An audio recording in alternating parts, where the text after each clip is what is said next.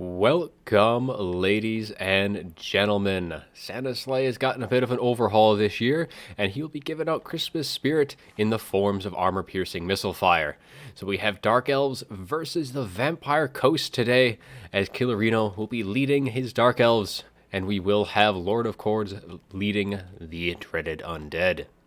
So for the forces of the Dark Elves, we have a front line going to be bleak swords with their shields to kind of take at least a little bit of that missile fire. They do have silver shields, so they will be able to at least withstand the firepower of the undead a little bit. They'll be backed up by some dread spears in case there are going to be any of those larger targets, but most of the heavy lifting is going to be in the ranged missile fire. So we do have Dark Shards with shields, with their nice armor-piercing values, good against crabs, Morgul's, Luther Harkin especially, something to shut those down. And of course there is the triple Scourge Runner chariots, as they do have a whopping 97 missile damage, which is armor piercing bonus versus large. We'll take a quick little look at that. So they do have a 40 bonus versus large and 40 armor piercing missile damage. So very formidable values there. We have some Dark Riders with shields in the back pair of those, and we do have a couple sneaky little vanguards into the corners. For the Lord, it is going to be a Supreme Sorceress of Fire, bringing Fireball and Burning Head. She's going to be on horse, so she is a very cheap Lord that the Dark Elves can bring, and Lore of Fire is always a very, very nice lore to be bringing against all of these pesky undead forces, especially when they are going to be rocking with the Sirens, as they are going to be ethereal. They're going to have a massive physical resist of 75%. Fear, Terror, the works. Very formidable foe, but leading the charge, or I guess the firepower of the undead, is going to be Luther Harkin up on his Terrorgeist. He is going to be bringing Hornswoggle as well to help slow things down and catch things out of place, and doing some nice work there with his aerial supremacy. We have some Scurvy Dogs off into the flanks, and we do have a little sneaky vanguard of Morgul's off in the far corner, so both sides going to have a little bit of vanguard action, see which side pays off more. Front line's just going to be zombie, pirate, deckhand mobs.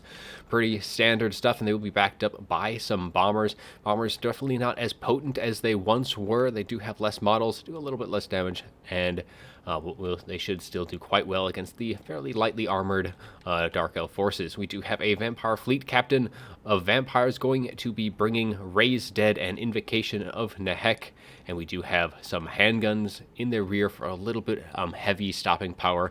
Very good against any of the Dark Riders. Should be able to shut them down fairly effectively, and some pole arms to keep things occupied in the rear.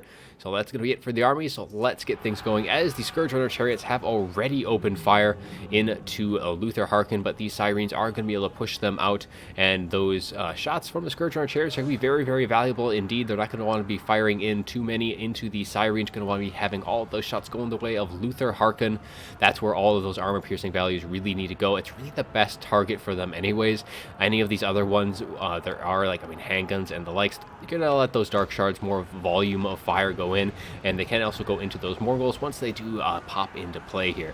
We do have a summon, though, going to be going in the front with some zombie pirate deckhand mobs, going to be firing a little bit of counter fire in that front line, but Luther Harkin going to be diving in, as his dogs are a little caught out and taking a little bit of a beating from these Dark Riders with shields, but they are going to be terrified, so he will be saving his dogs, at least for the time being.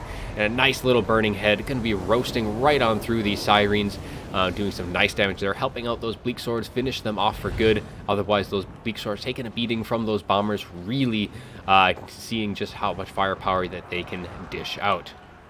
Sirens over here, though, are holding firm, taking very little damage and able to dish things out in turn, and they will be doing quite well indeed in that regard. However, some of these bombers, unable to really use up most of their ammunition, have been caught out by these Bleak Swords, and those Bleak Swords are making pretty quick work of them. Now off into the back line, Luther Harkin and his summon of handguns here is really kind of pressuring the back line, really trying to get this Supreme Sorceress of Fire, as Murderous Mastery is actually popped. So some of the units are engaged in that front line, going to be help shutting them down. We have those Dark Riders there, some more going to be charging in. But Luther Harkin finding his prey, the Supreme Sorceress of Fire taking a ton of damage so far, and she's going to be wavering right now, only down to 881 health. And Luther Harkin is sitting pretty. Not a whole lot of focus fire has been able to really put him down. These Dark Shards really need to start doing a little bit more heavy lifting. lifting. Same with those Scourge Runner chariots. But if they do lose that Supreme Sorceress, things are not going to be going so well. But a Burning Head going to be roasting these Sirens as she does feel the pressure, and doing a nice bit of damage there, really helping that frontline infantry kind of start roasting them. But yeah, that Supreme Sorceress looking to be in a rough spot indeed. We do have quite a bit of missile fire coming in, trying to support her, but it is going to be too little too late, and it is only a matter of time before she does fall. But just look at how much damage Luther Harkon he's taken. He is just getting drained so fast. He's already down under 1,000. He is crumbling right now. Kind of an odd sight to see, but man, that overextension deep into the Dark Elves lines is putting him very, very low, as those shots from those Scourge Runner chariots should be able to put him down. He gets a breath attack off just as he is about to go down himself. 80 health and dropping, the shots raining in, and down goes the Pirate King. Both sides have now lost their lord. But with that loss, that is going to be it for the Vampire Coast, and the Dark Elves take this game in a very convincing fashion, as most of all the other troops there sitting pretty in that late game. Take a look at that after battle report here. Not a whole lot of damage was able to be dealt. Those Dark Shards just absolutely nuked Luther Harkon, as he did get a little too greedy trying to chase that Supreme Sorceress of Fire. He definitely needed to be a lot more patient there. I know that the Lore of Fire is kind of a little daunting for the undead, but her time would have come. She is a squishy lord, and it won't take much to just get a few shots off, retreat, and make sure that you assist that frontline engagement. Now, if you look at the rest of the stats here, I mean, frontline, the Bleak Swords, their Bleak Swords are not really going to be doing all too much heavy lifting, but the Dark Shards and the Scourge Runners is where the money's at. So seeing this one unit here of Dark Shards getting a whopping 1920 in terms of damage dealt, and that was pretty much all to Luther Harkon, really showing just how good those Dark Shards can be.